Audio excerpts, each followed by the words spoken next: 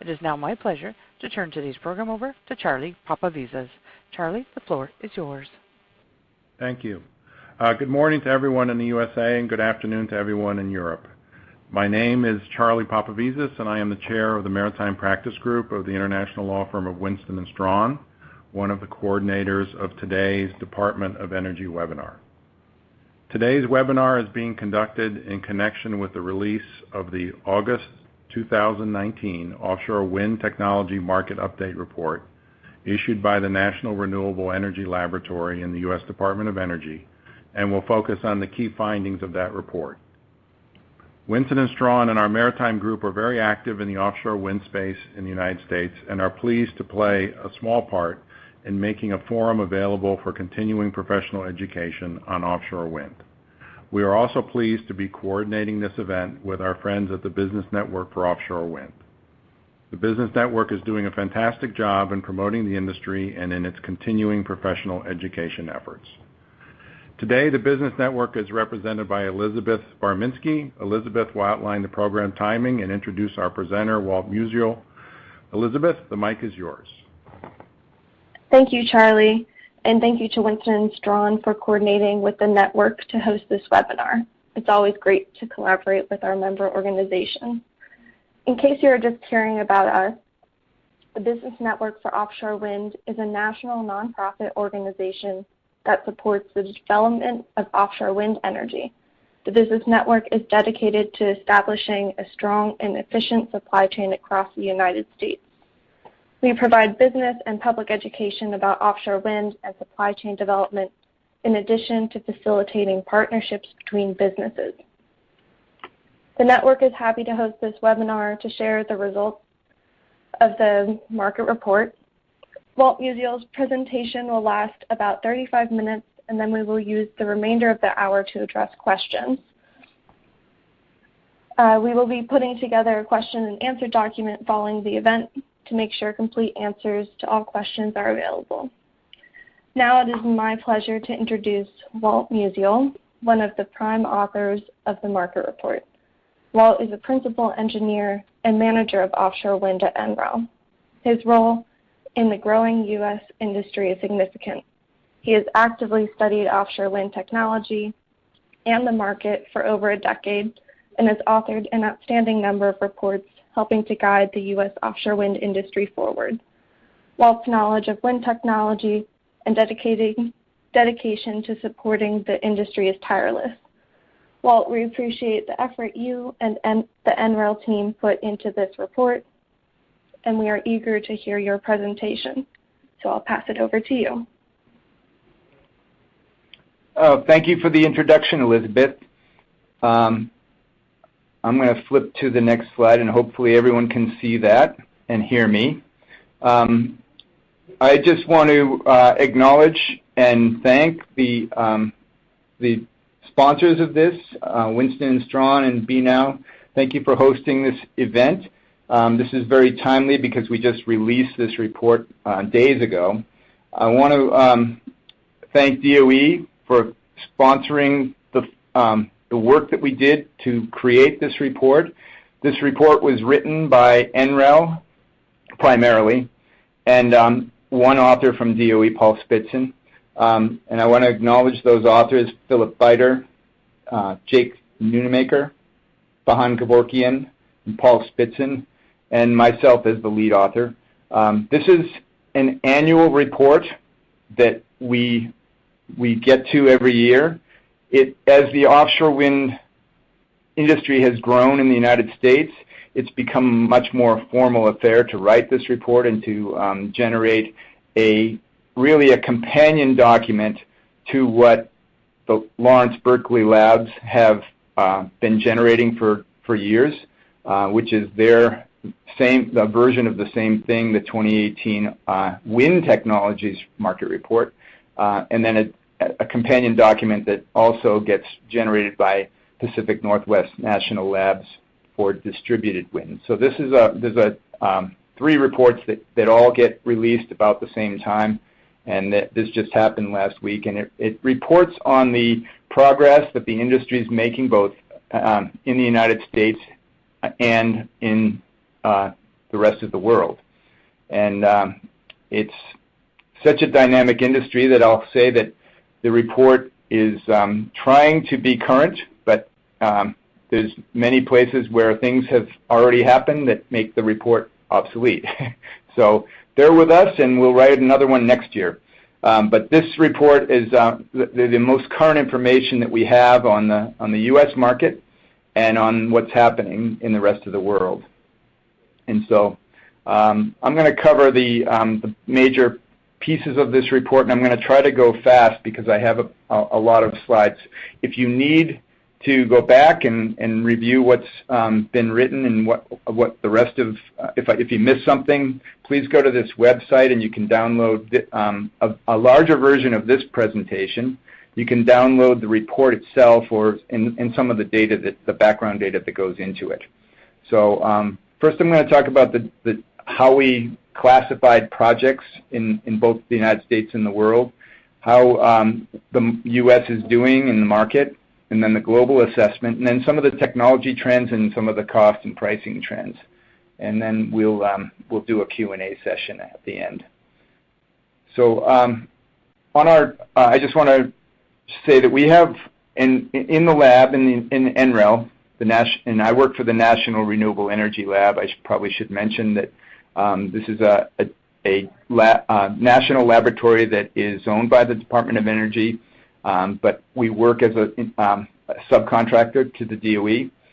We have some of our funding from the DOE and some from outside. Mostly we are supported by the Department of Energy, and we maintain the Offshore Wind database, which is built from a lot of our own internal research, but we have multiple sources, and some of these, if you're familiar with the industry, are common databases that exist out in the world, and we kind of aggregate them and compile the data and try to harmonize the data if they're not exactly agreeing with each other. But we look at the 4C Offshore Wind database in a big way, the BOEM information that comes from BOEM, the Bureau of Ocean Energy Management, Wind Europe, Bloomberg, New Energy Finance, and we've recently obtained information from the University of Delaware Special Initiative on Offshore Wind, which we are also using. So these are some of our key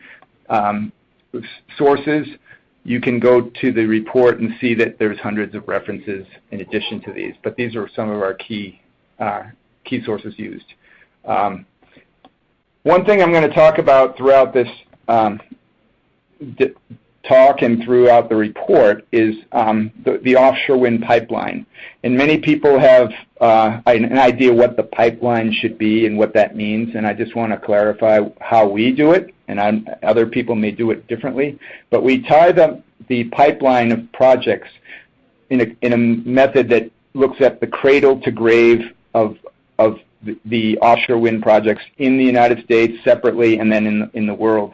And we start from the early stage planning and go all the way to decommissioning. And this chart kind of explains it in much more detail through these step 1 through 9. But the pipeline follows the regulatory process, not the other maybe the process that one might go through to obtain financing or power purchase agreements. Because the regulatory process is the most transparent and easy to get public information from. Of course, both parallel paths may result in progress, and we would acknowledge that if we had that information. So we start with planning, we go to site control, we go through permitting, significant permitting initiation, which is at that point you might understand and have some information about what the project is going to look like in terms of its footprint. Then finally it gets approved for construction. It obtains financial closure through a financial system, and then begins construction, and then it begins operation or commercial operations, which we call COD, commercial operations date. That's a landmark usually, and then it runs for many years and is decommissioned. So most of the projects are at the early stages of this pipeline. So now I'm going to talk through just the activities in the United States. This map was drawn to cover all of the projects and significant activities that we feel are going on in the United States. You can see there's 41 bubbles. If you go to the report, these are identified in a table and by name. But you can see most of that activity is in the Northeast, but there's activity also in the South Atlantic region and the Pacific, and that is in California and Hawaii. And as the industry expands, we'll be changing these maps and making these different. But you see the different color codes. There's a kind of a reddish color, which signifies the least wind energy areas, or actually all of the wind energy areas. A couple down in southern states are have not been auctioned off yet. And then there are call areas. Call areas are the lighter orange-colored ones, and those are not counted in the pipeline because typically call areas are up for discussion. They are there's a lot of information coming in from stakeholders, and the boundaries of those call areas will eventually change. But they are usually considered the nascent wind energy areas, the embryonic seeds for what becomes a wind energy area. Usually they will become smaller as time goes on, and we get input from the stakeholders. BOEM gets input from the stakeholders. And then there's some green dots that indicate projects that have been submitted applications, but have not been obtained site control yet. So using all that background and criteria, this is kind of how we plot the pipeline and come up with a figure that is 25,824 megawatts. That is the total number of projects in the pipeline, including capacity of these leased and unleased wind energy areas, which we calculate based on an area that is based on 3 megawatts per square kilometer. As time goes on, that 3 kilometers per square kilometer will change into actual project dimensions, and it may be larger or smaller as we go. Some developers may want to go with a denser array and some with less dense arrays. But we will update that as we go as well. But for our calculating purposes, that's the size of the pipeline. About 21 gigawatts of that is in under site control right now. This is a chart, this slide that I'm showing now, of the cost or the price of the winning auction bids for the lease areas in the United States over time. And I think this is a great slide because it indicates the growing interest in offshore wind. This is plotted in dollars per square kilometer based on the selling prices of the lease areas. And you can see the latest auctions in Massachusetts. 3 sites were auctioned last December. Each of them sold for $135 million. And you can see those were the highest bid prices ever paid by a developer for offshore wind lease in the United States. This is, I think it's very expensive. We've compared to other metrics that we've used looking at oil and gas leases and things like that, but it also indicates a great interest in offshore wind and a capacity of the bidders to pay for the rights to develop these sites. So we're seeing more players entering the market and more players with capacity to actually invest and complete projects. This is driven largely by state policies. When we look at the makeup of what's happening down the eastern seaboard, there are about 8 states that are participating in some kind of policy that would allow offshore wind to compete against conventional sources without necessarily meeting market parity. So, and this chart, which may be a little hard to see, is showing the policy commitments from each of those states. And I'm not going to read them all to you, but this is one of the ways we're accounting, and some people may use these policies as their method of looking at the pipeline. If you add up all the states that have some kind of policy commitment, there's about 20 gigawatts of commitments. And this chart shows about 19,900 and I'm not even able to read my own numbers here, 68 megawatts. And then I would add to that the project in Maine is 12 megawatts and the project in Virginia is 12 megawatts, which are both moving ahead. So we have close to 20 megawatts. As far as looking ahead, beyond the existing lease areas and what's happening to expand the pipeline, there are a number of call areas. This table shows the most recently added call areas that were in New York. There's 4 different call areas and then 3 in California that were added this past year.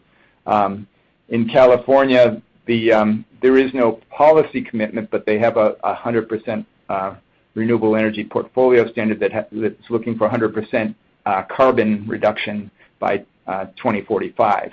So these are strong policies that also drive renewable energy and in particular offshore wind. So there's 3 call areas there that add up to about 8.4 gigawatts if you use the metric 3 megawatts per square kilometer.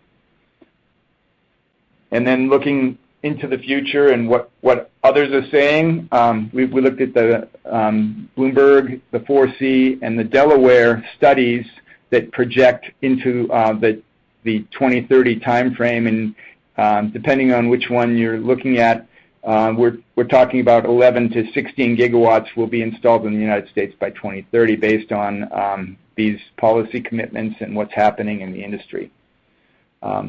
So now I'm going to go to the global side for just a second. Globally, what we're seeing is kind of the same kind of movement upward. Last year there was a record 5,652 megawatts of offshore wind capacity added to the total capacity in the world, bringing that total to about a little over 22 gigawatts globally. A lot of that was driven by China. We're seeing, if you look at the bar chart, and these are the annual additions coming from the industry, the last bar is 2018.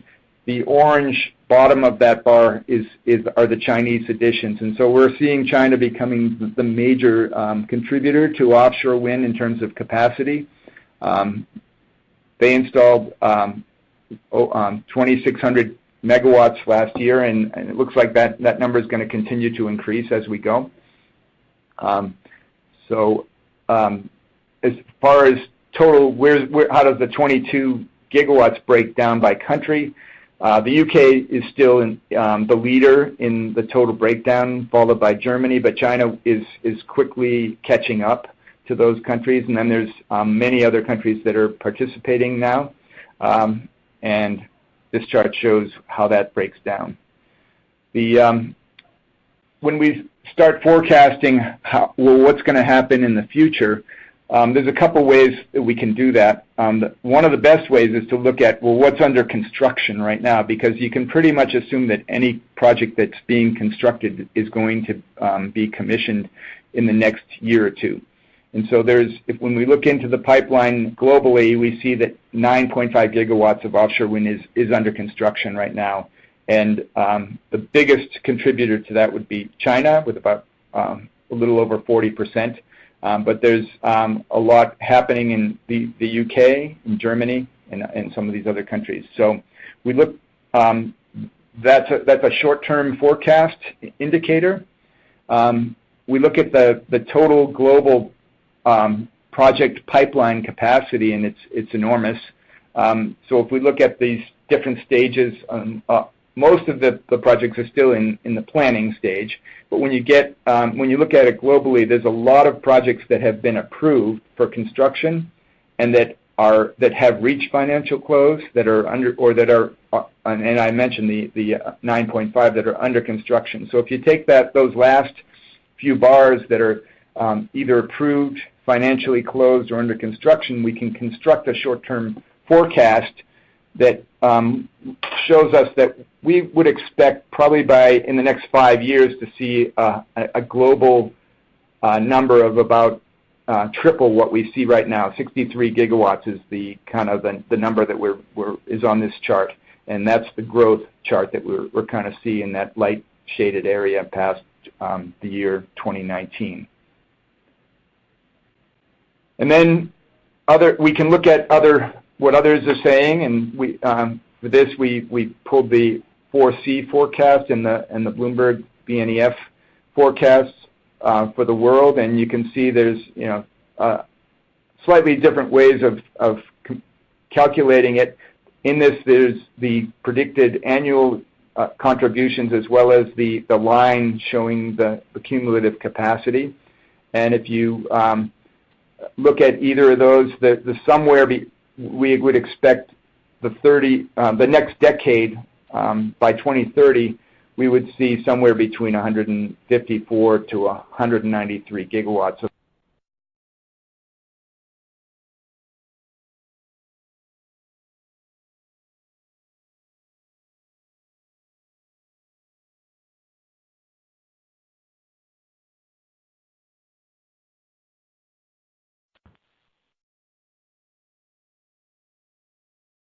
what the long-term effects are going to be, rather than looking at the interannual variability, which sometimes can be pretty jumpy. So one of the things that we're starting to track more carefully, and you'll probably see much more of this being integrated into the typical market data that comes in, is what's happening in the floating offshore wind market. Floating offshore wind, as you may know, is a nascent technology, but it uses a lot of the same technologies that the fixed bottom systems use. And so this chart is showing the progress of where floating projects are going and how big they're going to get. The bubbles indicate the size of the project, and then the colors are indicating the countries, and there's some uncertainty, of course, in how likely some of these projects might occur. But the pipeline for floating alone is growing pretty strongly, with about 4,888 megawatts of capacity in the pipeline.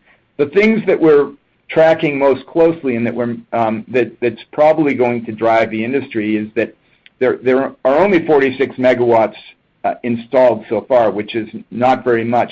But there's about 14 floating projects that are in this in a pilot scale phase that add up to about 200 megawatts. And these are the projects that are demonstrating the commercial technology that will be installed in probably 5 years from now in larger commercial projects around the globe, I expect.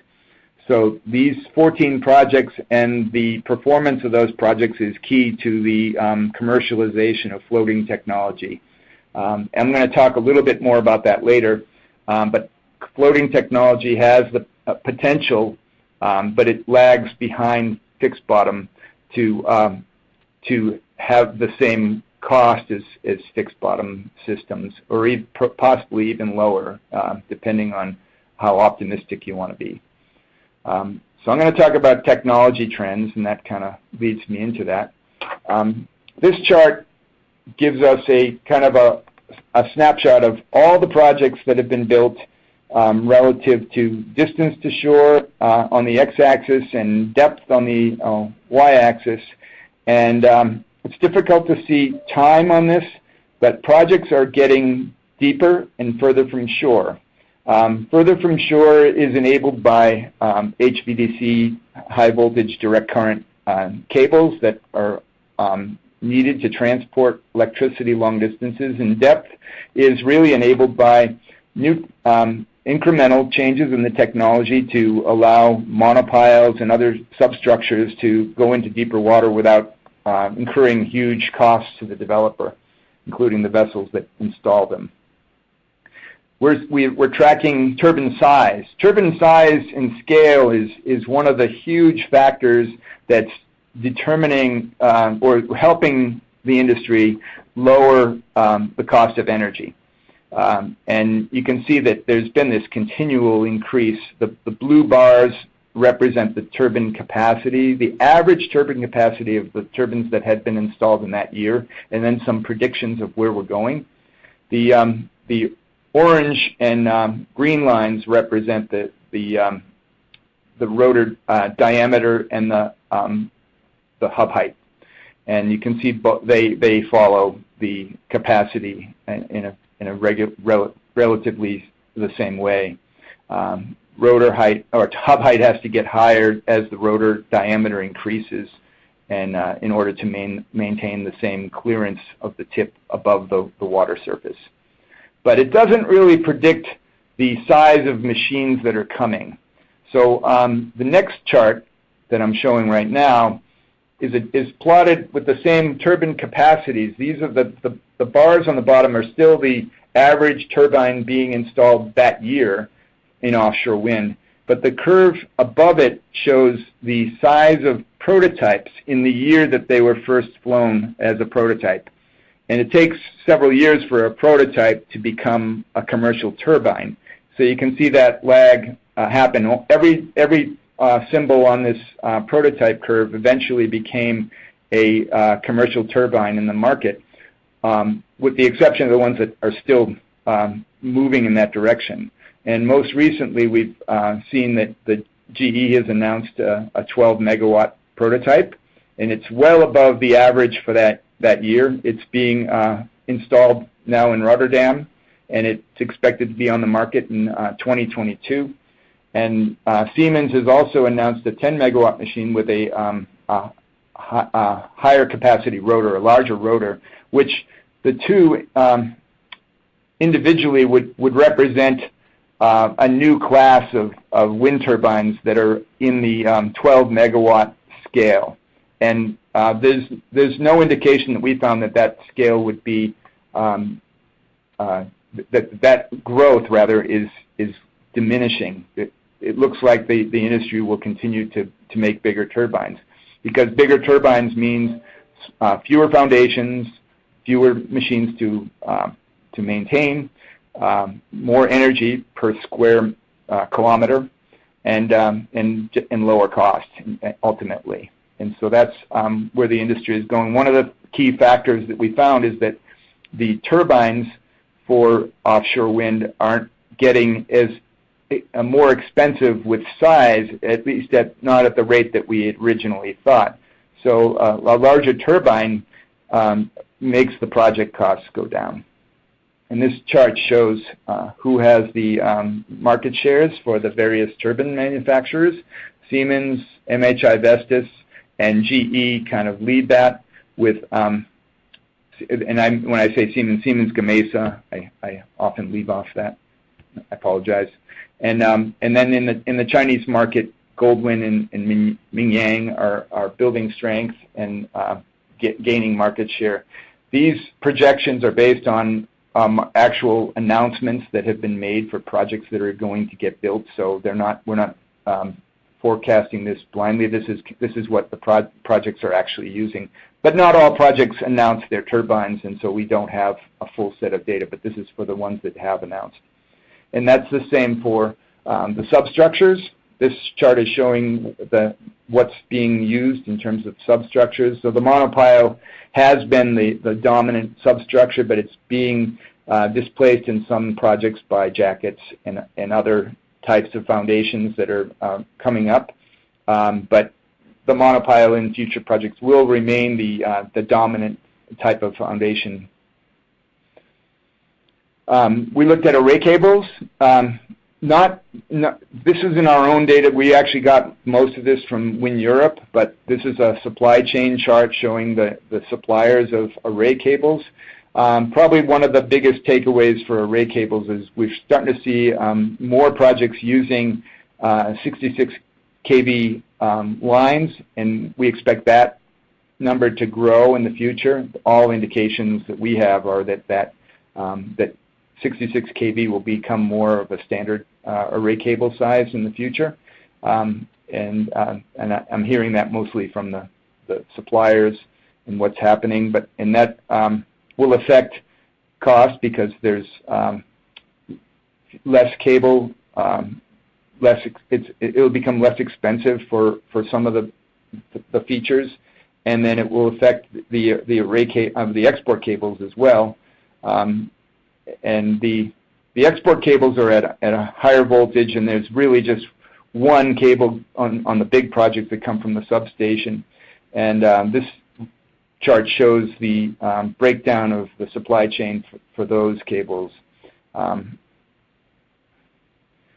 For the floating market, we're seeing, this is the same kind of chart looking at floating offshore wind substructures.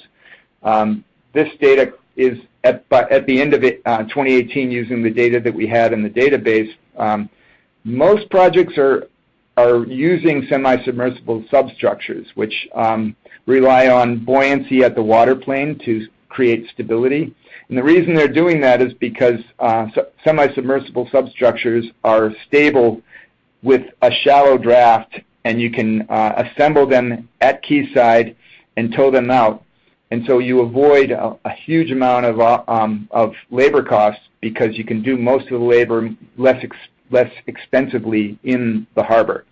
And so other substructures would like to be able to do that, but the tension leg platform is unstable until you hook up the mooring lines in a lot of cases. And the spars are very deep, and so they have to be assembled in a deep water port, which is very uncommon. So this is kind of driven a lot of the companies towards semi-submersibles. But semi-submersibles have a lot of steel above the waterline, and they may be heavier in some cases. It's not. That's not the. There hasn't been enough field demonstrations to be able to say a lot of that.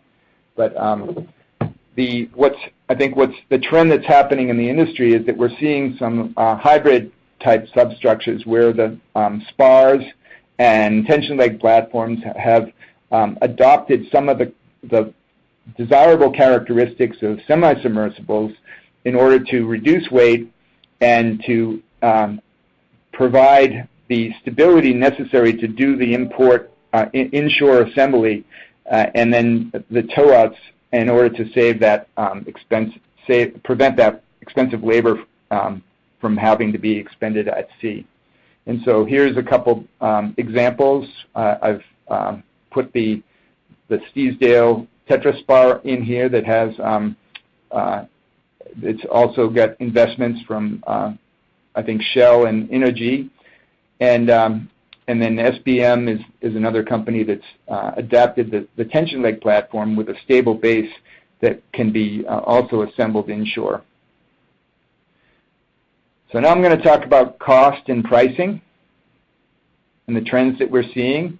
This is a chart that we keep updating, but it shows the auction prices for the winning bids in Europe and the European prices.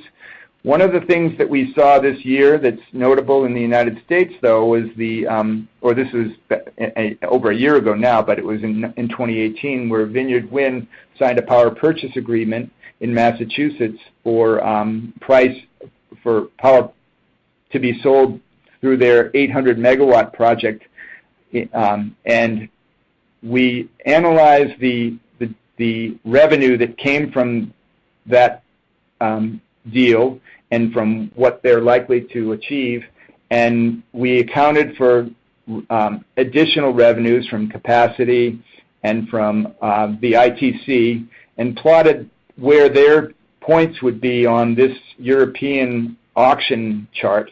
And the Vineyard Wind, I should say that Vineyard Wind didn't work with us. This is a completely independent study, so I don't necessarily have all the intelligence that Vineyard Wind had when they negotiated their power purchase agreement. But what it told us was that the power purchase agreement and the revenue from the Vineyard Wind project is in line with the European projects, and that that U.S. projects can look from an LCOE and from a price standpoint, look a lot like what's being bid in Europe.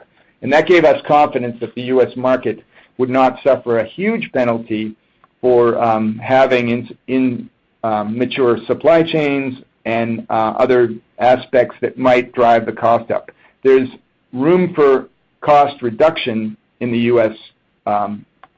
Supply chain in the U.S. market, but this kind of gives us the first benchmark point for that in Vineyard Wind. This chart is kind of a composite of a lot of different analysis that's been done to analyze the levelized cost of energy that's been forecasted for offshore wind. And we're trying to, as time's gone on, the forecasts change, so we're trying to pick up the trend line for the most recent studies that were done in 2017 and 2018. But you can see a lot of different groups have weighed in on this, and they're listed below the chart. And the blue line kind of gives an exponential fit of that trend line and what the costs might be. So you can see the levelized cost of energy that's projected for fixed bottom offshore wind is reduced from about $120 per megawatt hour in 2018 to about $50 per megawatt hour by 2030. And these are for the sites that are being developed right now. Of course, there are sites that are more expensive, and there might be sites that are cheaper, but we can't develop them. So that's what we've seen. This chart shows the capital costs and what's happening with capital costs. So capital costs have come down quite a bit, but you can see there's a lot of scatter in what we're projecting for capital costs. So in 2018, we're seeing that the capacity weighted average capital costs will be about $4,300 per kilowatt hour, and that's globally averaging projects together, some more, some less. But we expect that range to come down to somewhere between $2,500 and $4,000 between 2020 and 2030. And that contributes a lot to these other cost reductions, but it's not the only thing. And then we did the same thing looking at floating projects. Floating doesn't have the same level of data from the industry, so there aren't as many curves to plot, and some of this is changing much more rapidly, and it may also be a lot more speculative because, as I said, there's only about 46 megawatts operating, and so a lot of it is based on projections from the current floating technologies and quotes that vendors might be able to give developers of the technology, but it doesn't reflect true costs from actual projects because no one's built a commercial floating system project yet. So I'm going to just kind of roll through my key findings now, and then we'll do some Q&A. But first of all, we looked at the U.S. pipeline, which stands at 25,824 megawatts, and it includes Block Island, which is the only operating project in the United States, and then about 2,000 of capacity that has site control and offtake pathways, which is probably changing as I speak. There's about 19 gigawatts of potential capacity where the developers have exclusive site control, though, and those are serious projects because every one of those is being developed by some company that intends to create a project there. There's about a little over 2,000 megawatts of lease areas that haven't been leased yet, and they're in North Carolina. And then there's about a little over 2,000 megawatts of capacity that's counted in the unsolicited project applications that are mostly over in the Pacific region in California and Hawaii. I mentioned that the state policies are driving this. There's about 20 gigawatts that's committed to by 2035. If you bring that back to, well, what would that be in 2030? It turns out to be about 11,468 policy commitments to 2030. So some of the policy commitments extend out further.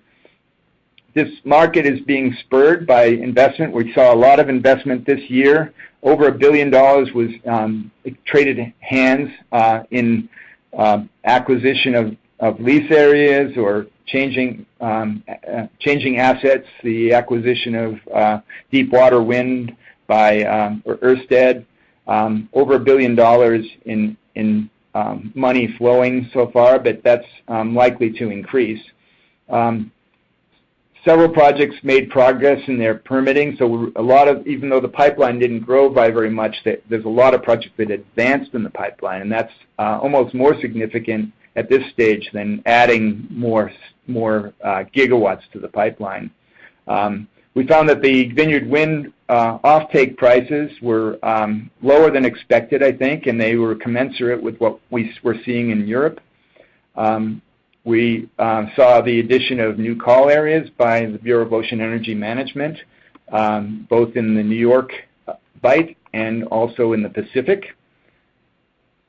And globally, we saw the largest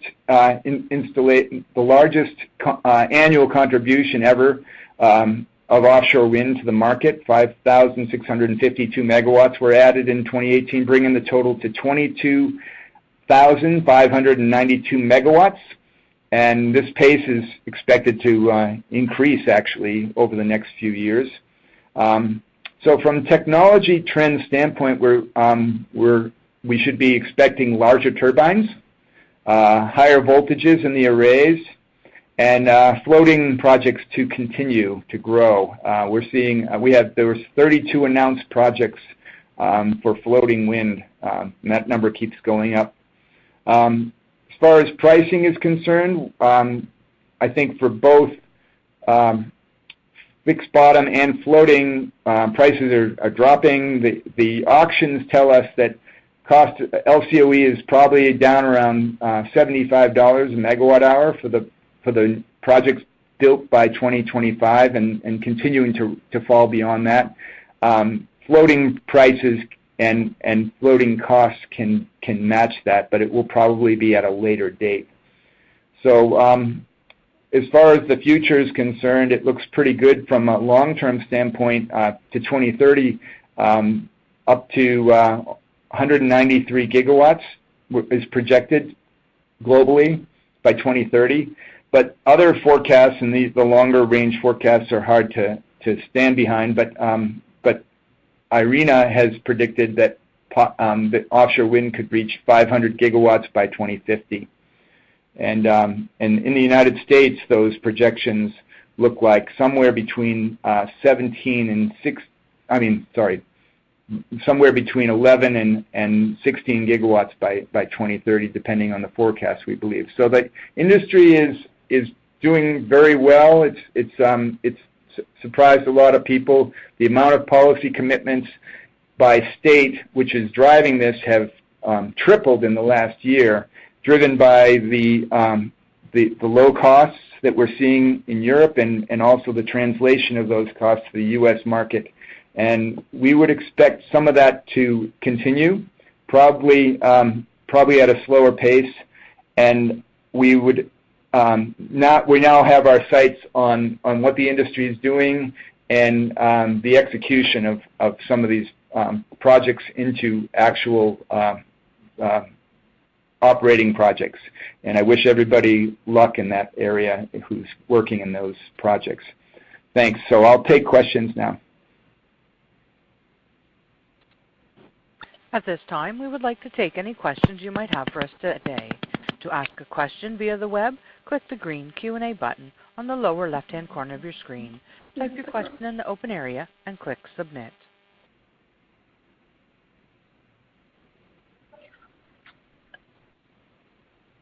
Thank you, Walt. So we do have some questions that got submitted via the comments.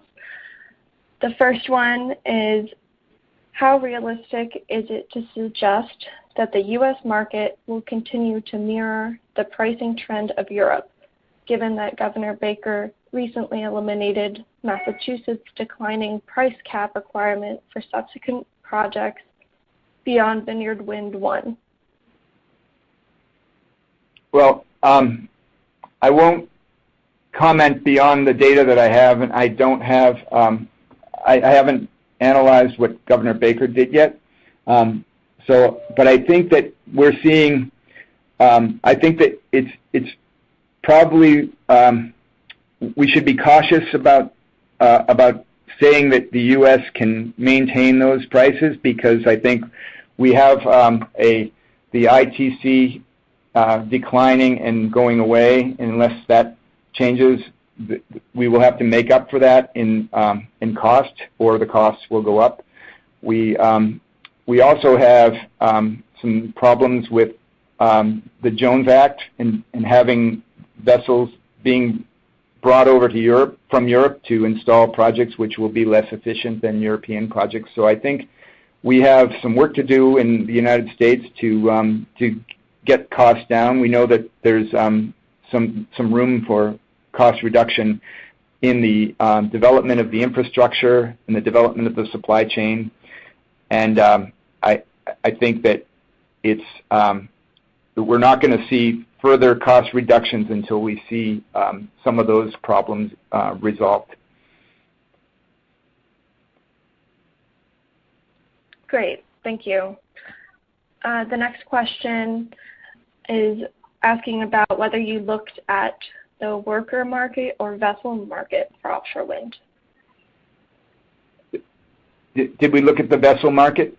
Yeah, and there's we didn't look at workforce development this year. I see that as an area where we will spend more time next year. That's a growing area, and it's becoming a concern, so I won't pretend that we have a lot of information in the report on that.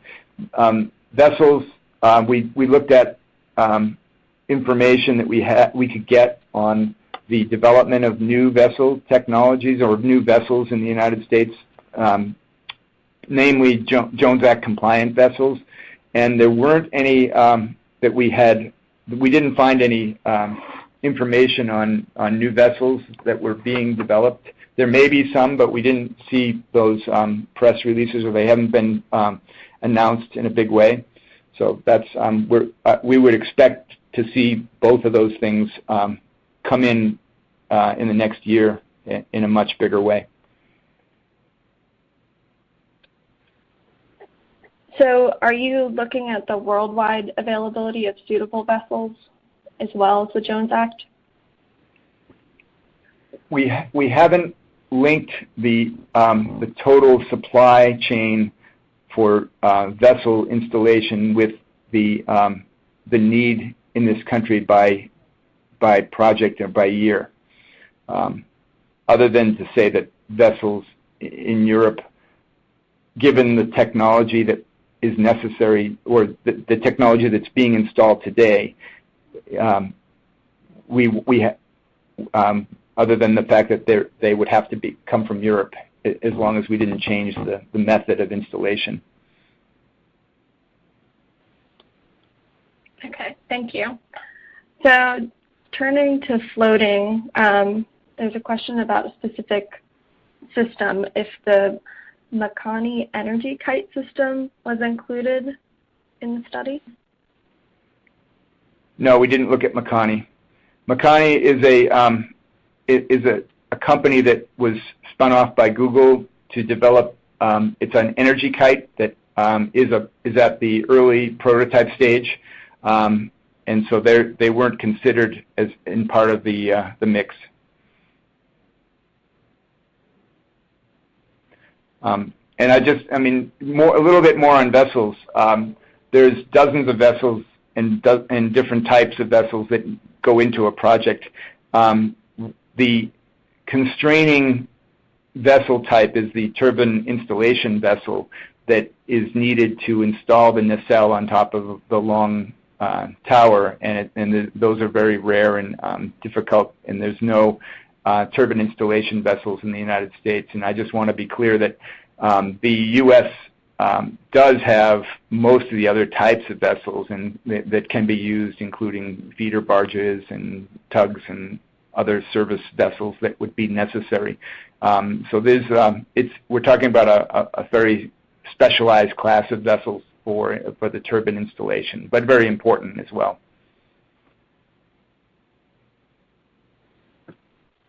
Great, thank you. A question about project costs. Will this study consider project cost comparisons from Asian offshore wind development markets in the future? Absolutely, if we can get the data. It's a little harder to get data from the Chinese projects and I would say from the Asian projects in general. But that's we will try to make comparisons to any of the data that we will have. I expect we'll get some of it, but we might not have as full a population as we do for the European projects. Understood. Great. And then a question about pricing. How do the prices for offshore wind compare with natural gas? We haven't done that study. It's a very good question, and it's very regionally specific. So I would, I won't say that we will make those comparisons in the next version. We might, but we might consider it. So thanks for the question, and I'll take that into consideration. But we didn't do any comparisons with natural gas in this study. Okay. And then next question is, what are your thoughts on the transmission issues, particularly on the eastern seaboard? I didn't mention the grid, and there isn't, unfortunately, a lot in this version. I consider the grid integration and the solution of those problems and how that might be solved collectively as an industry to be one of the most important issues that the industry has to deal with and solve. So I intend for next year to put a lot more effort into the how we're dealing with that. Not a lot has been done, but probably more has been done than what's in the report at this stage. So we'll be focusing on that next year, and there's, you know, my personal opinion, there has to be a kind of a collective agreement on how we're going to look at this, and it has to be, I think we have to have more dialogue among the states, the ISOs, and the project developers to get to some either regional solutions or project-specific solutions, but it involves a lot of stakeholders.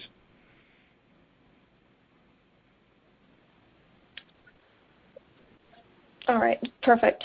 So we have a couple more minutes, and I have another question that's circling back on the vessels, asking, has NREL conducted a performance analysis of a feeder-based solution versus Jones Act compliant installation vessel to determine optimal construction capability?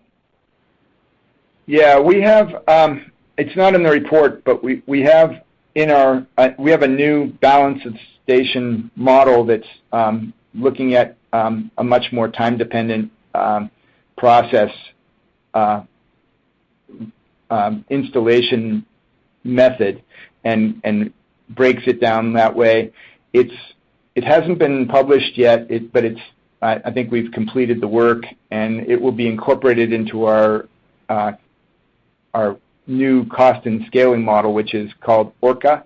It's the Offshore Regional Cost Analyzer, and it's a more robust model that does look at that and does those trade-offs.